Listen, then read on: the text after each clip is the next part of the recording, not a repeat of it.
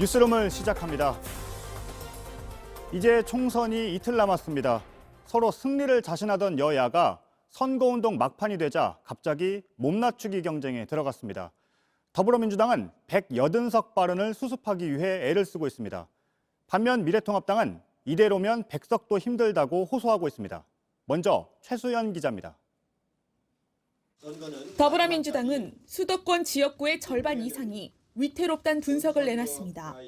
수도권 121개 중에서 경합 지역이 약 70개에 가깝습니다. 이 박빙 지역에서 우리가 얼마를 얻느냐에 따라서 선거 결과는 지난 주말 여권에 나온 180석 낙관론이 오만으로 비춰질까 진화에 나선 겁니다. 하여튼 범진보 180, 민생당까지 다 합쳐가지고 비례를 받는 경우에 그것이 불가능한 것은 아니다. 미래통합당도 긴급 기자회견까지 열어 읍소에 나섰습니다. 너무나 심각한 위기의식을 느껴서 여러분들을 뵙고자 했습니다.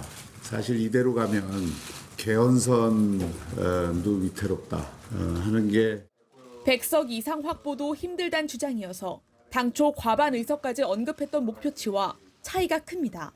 당 내에서도 이런 분석에 대해 전략적 발언이란 지적이 나왔습니다. 개헌저지 전혀 없다고 엄살 떠느라고 그러겠지. 그런 얘기 다 부질없는 얘기예요. 결과를 보고서 얘기할 거지 뭐. 이처럼 각 당의 몸 낮추기 배경엔 선거 막판 지지층을 결집시키고 더 많은 무당층을 끌어들이려는 의도도 깔려 있습니다. 이런 가운데 이인영 원내대표 등 민주당 지도부와 김종인 총괄선거대책위원장 등 통합당 지도부는 나란히 충청도를 찾아 지지를 호소했습니다. 민주당 이낙연 선거대책위원장은 오늘 처음으로 대구 경북 지역 지원 유세에 나섰고 이 위원장과 서울 종로에서 맞붙은 통합당 황교안 대표는 지역구에서 선거운동을 했습니다. JTBC 최수연입니다. 이번엔 다른 정당들입니다. 정의당과 민생당 그리고 국민의당의 오늘 일정 속에 담긴 전략을 최재원 기자가 보도합니다. 정의당 심상정 대표는 아침 일찍 고 노회찬 전 의원의 묘소를 참배했습니다. 민주당이 일당을 차지할 것이고 결국 압승하겠지만 그럼에도 정의당을 지지해달라면서 이렇게 말했습니다. 정의당이 교섭단체가 되느냐 안 되느냐 이것이 21대 총선의 성격을 규정하게 될 것입니다. 전남 목포에 출마한 윤소화 후보는 선거 종료까지 비상행동에 들어가겠다면서 삭발까지 했습니다. 민생당 손학규 선대위원장은 지난 총선에서 안철수 바람을 일으켰던 녹색 점퍼를 입고 전북을 찾았습니다. 소속 의원 대부분이 당시 국민의당 소속으로 당선됐습니다. 180석을 만들겠다. 이런 오만방자한 태도 때문에 우리 정치가 이렇게 싸움의 정치로 가고 경제와 민생을 돌보지 않는 정치가 된 것입니다. 민주당과 통합당이 만든 위성정당은 헌법 가치에 어긋난다면서 헌법 소원을 제기할 것이라고도 했습니다. 전남 여수에서 국토종주를 시작한 국민의당 안철수 대표는 12일 만에 수도권에 들어왔습니다. 다리에 붕대를 감고 뛰는 모습도 포착됐습니다. 민주당과 위성정당 더불어시민당을 비판하며 국회의 기본 역할은 정부 견제라고 강조했습니다. 안 대표는 내일 서울 광화문 광장까지 달리기 유세를 이어가며 지지를 호소할 계획입니다. JTBC 최재원입니다. 26.69%, 지난 토요일에 끝난 사전투표의 투표율입니다. 역대 최고입니다. 저희가 분석을 해봤더니 격전지일수록 사전투표율이 높았습니다. 각 정당의 지지층이 결집하는 이른바 진영투표의 결과라는 분석도 나옵니다. 김소연 기자입니다. 서울의 사전투표율은 전국 평균을 웃돌았습니다. 그중에서도 최고는 종로였습니다. 양대 정당의 선거대책위원장이자 대선 주자로도 꼽히는 이낙연, 황교안 두 후보가 맞붙은 최대 관심 지역입니다. 판사 출신끼리 맞붙은 동작을, 최대 격전지로 꼽히는 광진을도 다른 곳보다 많은 유권자들이 사전투표에 참여했습니다. 전국에서 사전투표율이 가장 낮았던 대구에서조차 김부겸, 주호영 후보가 박빙의 승부 중인 수성갑은 30%를 넘겼습니다. 호남은 전반적으로 사전투표율이 높았지만 그중에서도 민주, 민생, 정의당 3자 구도가 만들어진 지역구에선 투표율이 더 높았습니다. 결국 광역 시도가 어디든 경쟁이 치열한 곳이면 이례적으로 더 높은 사전투표율을 기록한 겁니다. 이 때문에 사전투표 직후 나왔던 각 당의 분석이 성급했다는 지적도 나옵니다. 한쪽의 지지자들만 나와선 이렇게 높은 투표율이 나올 수 없는 만큼 각 당의 지지자들이 결집하는 진영 투표가 사전투표부터 시작된 게 아니냐는 분석입니다. 유권자 한 사람 한 사람의 표가 당락을 결정할 수도 있어서 양 진영 모두 투표장에 많이 나온 것으로. 이런 가운데 사전투표율이 선관위 여론조사 결과와 비슷하게 나오면서 전체 투표율도 70%에 육박할 거란 전망도 나옵니다. JTBC 김소현입니다.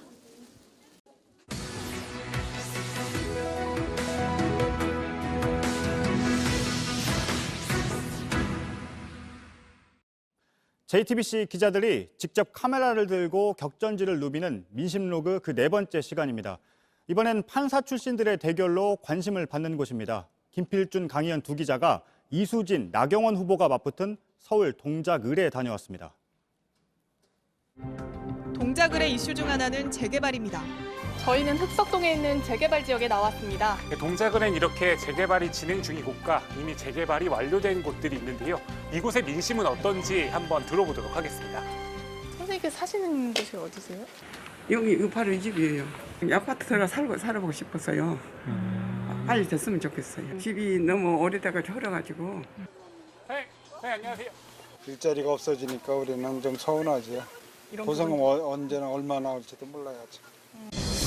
이 이슈에 대해 더불어민주당 이수진 후보는 재개발 지역의 문화 콘텐츠를 채우겠다는 공약을, 미래통합당 나경원 후보는 재개발 재건축 규제 완화에 마저 힘을 싣겠다는 공약을 내걸었습니다. 여기 역대 선거 전적은 어떻게 되죠? 네, 예전부터 보수 쪽에서 당선자가 연이어 나왔는데 최근에는 분위기가 좀 바뀌었습니다. 이런 상황에서 이번엔 경력까지 비슷한 두 여성 후보가 맞붙자 현장 반응은 엇갈립니다. 첫째는 신선해요. 이제 잘 하리라고 믿고 그냥 지지하는 편입니다. 선거철 아닐 때도 그냥 자주 일주일에 한두 번씩 오면서 동작구 위에서 이렇게. 박빙이던 두 후보의 격차는 막판에 약간 벌어진 상황입니다. 그러나 지지 후보를 바꿀 수 있다는 응답이 20% 안팎인 게 변수입니다. 현재까지는 그런데 반반이에요. 한 번 더 신중하게 생각해 봐야 되겠다. 남성 사기 시장입니다. 상인들의 목소리를 좀 들어보고 싶은데요. 그런 만큼 후보들을 향한 다양한 바람도 들을 수 있었습니다. 여기 차가 한번 막히면 빠져나갈 수가 없어요. 주차장 확보가 제일 중요한 것 같아요. 저희가 여기 자녀 2명을 길렀지만 강남하고 교육순위 엄청 차이가 많거든요. 중앙대 근처에서 만난 젊은 층의 요구는 또 달랐습니다. 대학가에 있는 소상공인들도 많으니까 그분들을 위한 정책을 좀 현실적으로 강구해 주셨으면. 골목들이 아무래도 넓은 편이 아니다 보니까 사람들이랑 지나다니면서 부딪힐 위험이 있는 경우도 있고. 사실 두 후보 사이엔 정치적 공방도 치열합니다. 이 후보는 박근혜 정부 사법농단 사건 피해자로 알려지며 정치권에 진출했습니다. 그래서 이 경력을 내세웁니다. 소수자를 보호하고 정의를 세우고자 했던 저의 진정성에 대해서 여러분들께서 많이 믿어주시고 있습니다. 그게 저의 강점이죠. 하지만 나 후보는 이 후보의 주장이 허위라며 고발을 한 상태. 그러면서 지역 일꾼론을 내세우고 있습니다. 동작을 정말 잘 알고 있는 사람이, 또 동작에서 일을 했던 사람이 마무리해야 될 것이 많이 있습니다. 지난 주말 사전투표에서 동작을은 서울에서 둘째로 높은 투표율을 기록했습니다. 하지만 이게 누구에게 유리한지는 아직 예측 불가입니다. 민심을 가늠하기가 어려웠던 것 같아요. 네, 특히 판사 선후배, 정치 선후배의 대결이라 쉽지 않을 것 같습니다. 네, 그럼 저희 민심로그는 여기서 인사드리도록 하겠습니다.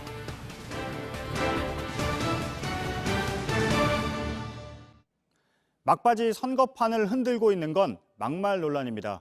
세월호 막말 논란의 당사자인 차명진 후보는 오늘 결국 미래통합당에서 제명됐습니다. 후보 자리를 지킬 기회를 한 번 얻은 뒤에 또다시 부적절한 글을 올렸다는 논란이 일자 당 지도부가 정리한 겁니다. 정종문 기자입니다. 미래통합당 경기 부천병 차명진 후보의 제명은 오늘 점심시간 당 최고위원들의 화상회의에서 의결됐습니다.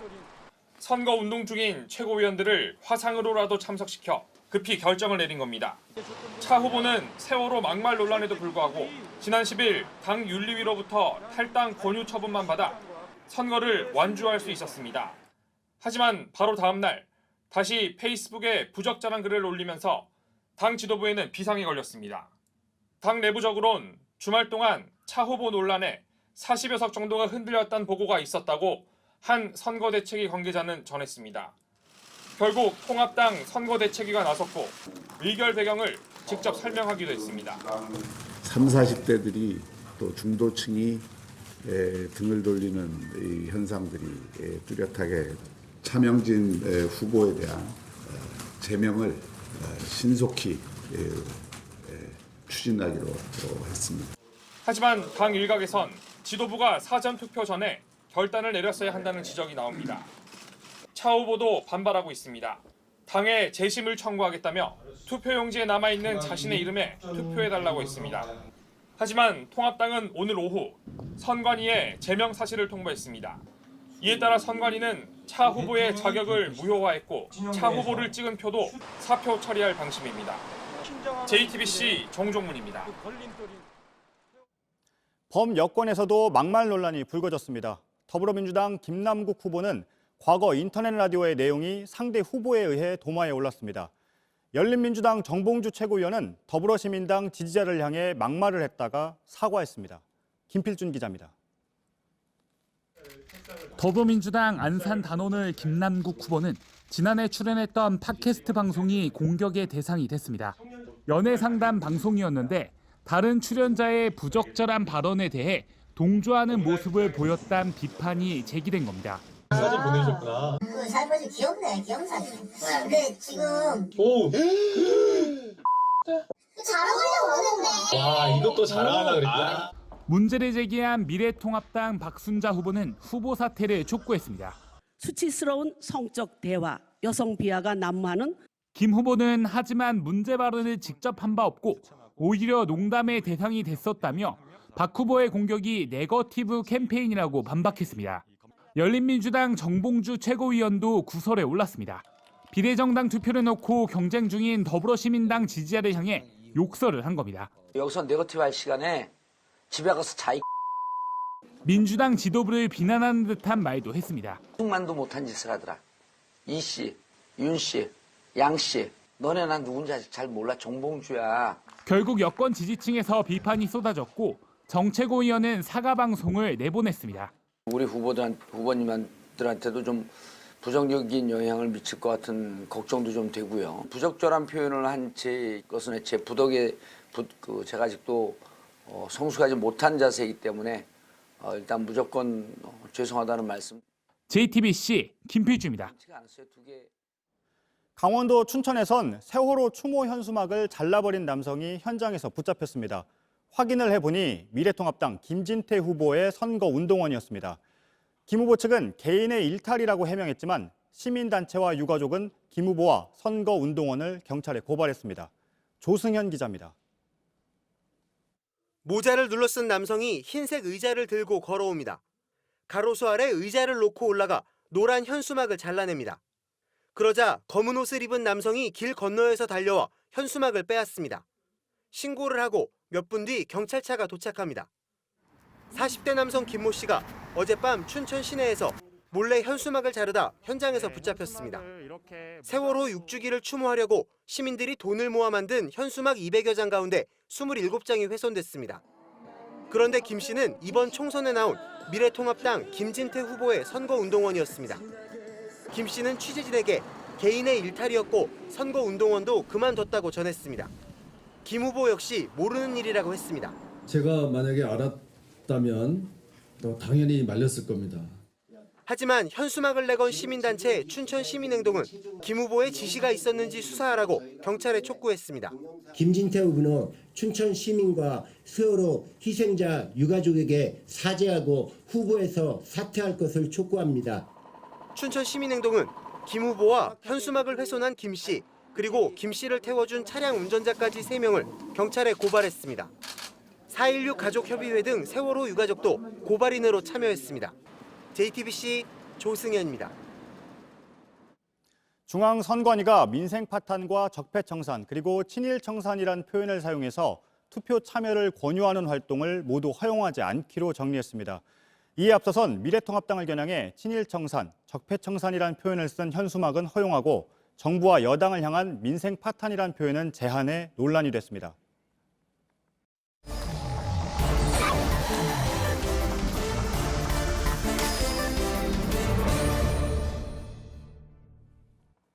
네, 비하인드 플러스 시간입니다. 박민규 기자가 나와 있습니다. 첫 번째 키워드 볼까요? 네, 갈등, 믿는 지지자의 갈등입니다. 떨어지는 낙엽도 조심해야 하는 선거 이틀 전입니다. 그런데 지지자 때문에 곤란해진 후보들 얘기 가져왔습니다. 오늘 아침 7시 40분쯤에요. 대구 수성을 홍준표 무소속 후보 유세 차량 앞에서 촬영한 영상을 준비했습니다. 모자와 선글라스 착용한 남성이 골프채를 휘두르면서 욕설을 했습니다. 바닥에 자세히 보시면 콜라병을 세워뒀습니다. 홍 후보가 운영하는 유튜브 방송 채널 이름이 홍카콜라였죠. 이 남성 결국 오후에 검거됐습니다. 취재해보니까 대구 밖으로 나갔다가 붙잡혔다고 하고요. 경찰은 선거 관련 범죄 엄중 수사하겠다면서 영장 신청 가능성까지 열어뒀습니다. 예. 대구 밖으로 나갔다는 거는 도망쳤다는 건가요? 정확히 왜 나갔는지는 확인은 안 됐습니다. 그런데 자진해서 출석한 것은 아니고 예. 대구 밖에 경찰관들이 가서 직접 임의동행 형식으로 데려왔다고 합니다. 예. 왜 그런 겁니까? 예, 지금 여기가 보시면 수성구의 두산 오거리라는 곳입니다. 홍 후보는 이 차량 위에 있었는데요. 홍 후보 측은 이 남성이 경쟁 후보인 통합당의 이인선 후보 측 관계자라고 주장하고 있습니다. 예. 그 남성이 골프채를 휘두르면서 뭔가를 요구하거나 그런 내용은 없습니까? 예, 얘기는 이렇습니다. 영상을 확인해 보면요. 예. 여기 왜 왔느냐라고 홍 후보 유세 차량 앞에서 욕설과 함께 대부분은 욕설이지만 여기 왜 왔느냐? 다른 곳으로 가라. 이런 식의 주장을 한 것으로는 보입니다. 네, 알겠습니다. 일단 홍 후보는 그 이인선 후보 측 관계자라고 주장을 하고 있다고요? 그렇습니다. 예. 그래서 이인선 후보 쪽에 확인을 해봤습니다.